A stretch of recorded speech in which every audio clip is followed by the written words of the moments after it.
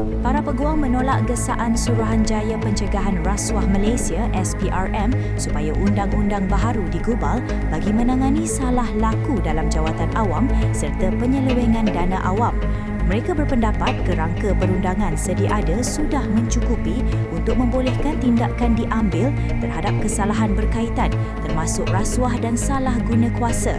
Peguam menegaskan kerajaan pada tahun lepas telah menubuhkan sebuah jawatan kuasa untuk menyemak dan mereformasi Undang-Undang Jenayah Teras Malaysia termasuk Kanun Keseksaan, Kanun Tata Cara Jenayah dan Akta Keterangan 1950. Peguam Syukur Ahmad berkata jawatan kuasa itu yang dipengerusikan bekas Hakim Mahkamah Persekutuan Harminder Singh Dhaliwal merupakan pihak paling sesuai untuk mengemukakan cadangan penambahbaikan terhadap undang-undang sedia ada bagi menangani kebimbangan SPRM.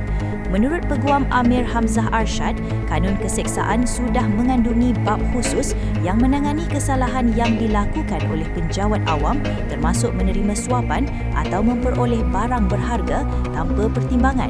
Katanya jika perlu, istilah penjawat awam atau public servant dalam Kanun Keseksaan boleh ditukar kepada pegawai awam atau public official dengan definisinya diperluas.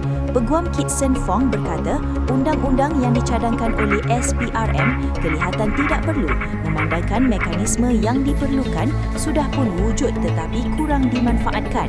Bagaimanapun, beliau mengakui bahawa sedikit penambahbaikan mungkin diperlukan agar undang-undang tersebut seiring dengan peredaran zaman. Langkah ini akan memberikan pihak berkuasa set alatan yang lebih tajam untuk bertindak.